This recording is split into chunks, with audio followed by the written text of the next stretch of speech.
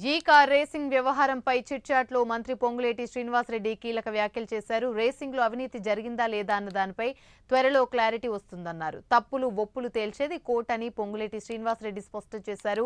Court వ్యవస్థల ముందు బల ప్రదర్శన చేయడం సరికాదని చెప్పారు. తాము ఎవరిని టార్గెట్ చేయడం లేదని, తప్పు చేయకపోతే కోర్టుకు ఎందుకు వెళ్లారని పొంగులేటి ప్రశ్నించారు.